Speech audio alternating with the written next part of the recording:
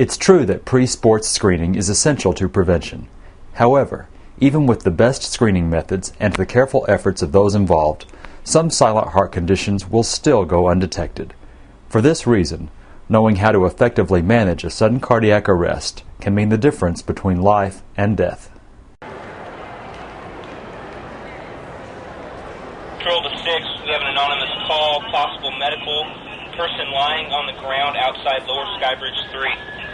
Security 6, copy, I'll be en route.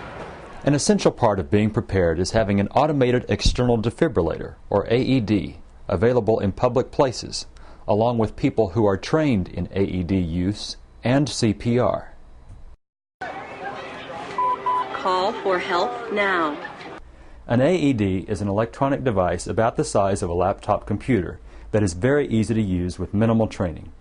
The AED tells the rescuer exactly what to do using voice commands and pictures. It has an internal computer that is designed to automatically analyze the heart's rhythm and deliver a shock only if it determines the heart needs it. Anyone can learn to use an AED by taking a course in CPR and AED training. The AED takes the burden of decision-making off the rescuer and tells him or her exactly what to do, step by step. It's proven that AEDs save lives. Although not everyone can survive sudden cardiac arrest, studies show that survival rates dramatically improve with AEDs. One major national study, known as the Public Access Defibrillation Trial, found the number of survivors from sudden cardiac arrest in public places approximately doubled when trained, everyday people used AEDs.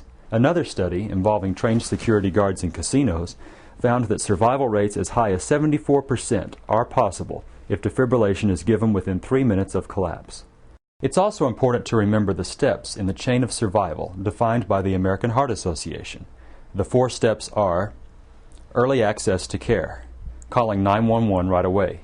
This also includes teaching people how to recognize SCA and to respond quickly.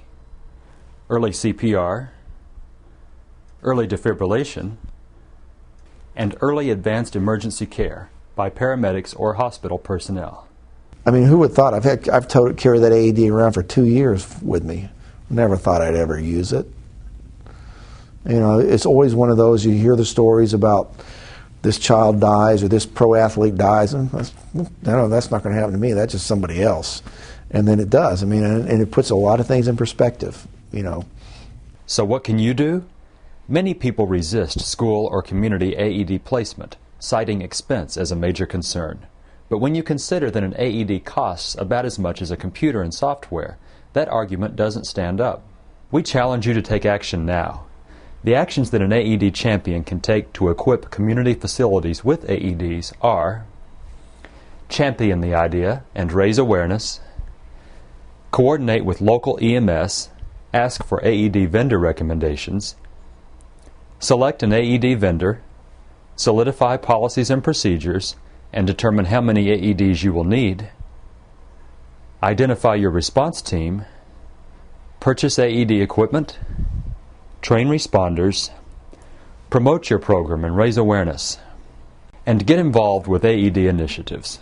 It's anticipated that the growing movement for public access defibrillation, or making defibrillation readily available to anyone who needs it in our communities, will help AEDs to become as common a safety measure as fire extinguishers and seatbelts.